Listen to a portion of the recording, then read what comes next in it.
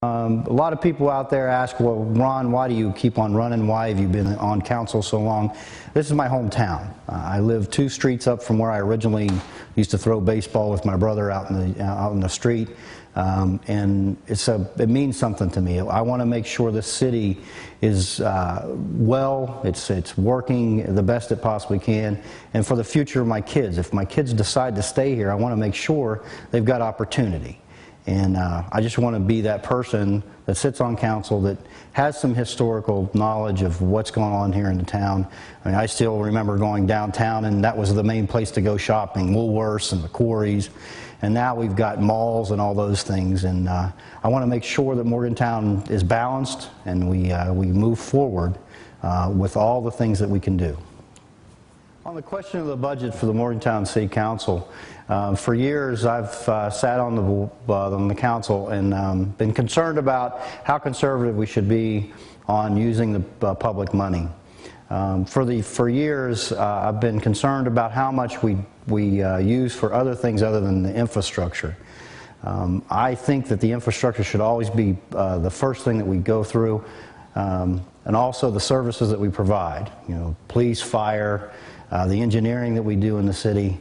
Those must be the first things. Those other things that add on to the budget, for instance, projects with other entities, special projects with special groups, those always have to come up as a secondary priority. And that's one of the things I'd like to work on in this next session of council, is to make sure that we prioritize the budget in a way that we don't have so much controversy as the budget season comes along. On the issue of vote by mail, there are 3 things that we have to be really concerned about. The first one is that when you send out that many ballots, that's 16,000 ballots in the city of Morgantown, you're going to have the situation where, first, you're going to have people that get ballots that aren't supposed to get ballots. That's a huge problem. And then the second thing that's going to be really a big problem is there's going to be people that should get a ballot that won't get a ballot. So now we have this problem of back and forth of finding out who should have, who shouldn't have, because the books from the county may not be accurate enough to send the appropriate ballots. And the third thing is that this is really the one that really bothers me the most, is that as people get older, their signature changes.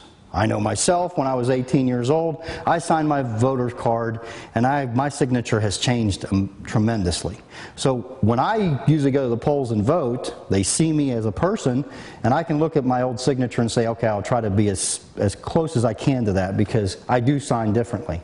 And then with that signature, you also have this other problem where people, as they get older, are on medication. And a lot of times, your hand shakes a little different, or you don't have the same dexterity.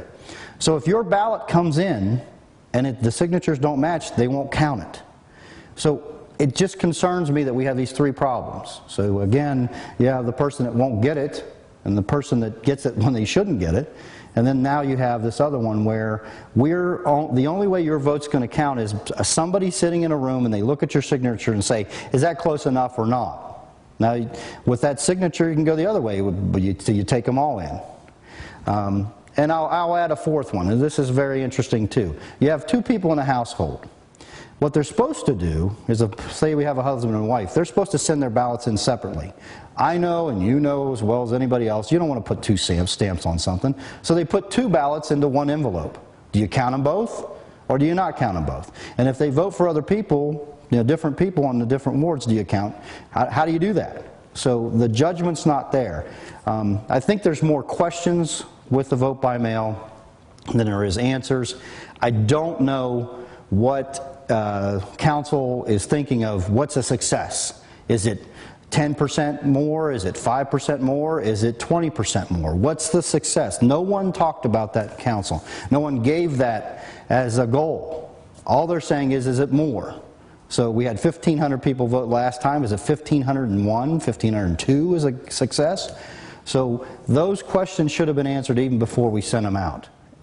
On the question of the relationship between the university and the city of Morgantown, usually referred to as town gown, I'm not against or opposed to the relationship between the city and the university to become a better fit. But what I don't want to happen, and I am an alumnus of WVU, what I don't want to happen is this character of Morgantown to be lost within that.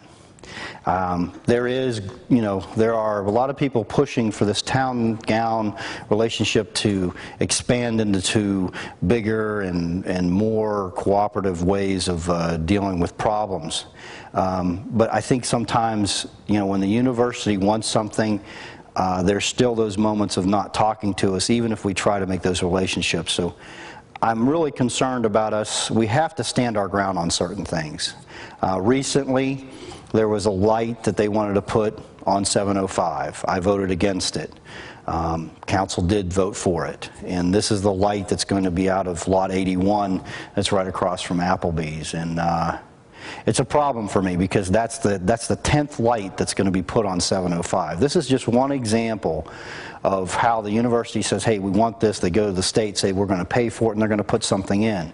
And there was very little bit of, there's hardly any kind of conversation that I know of between the city and the university. So we have these things go on, and it does disturb me because if you really want these things to happen in the right way, we've got to look at Morgantown first. I mean, and then the university is actually, they live here too, but they're just another person living here. And so we need to make sure that we don't lose Morgantown. In closing, just a couple things to remember. The ballots will go out April 9th through April 12th. You'll see them in the mail, so look for those during those dates.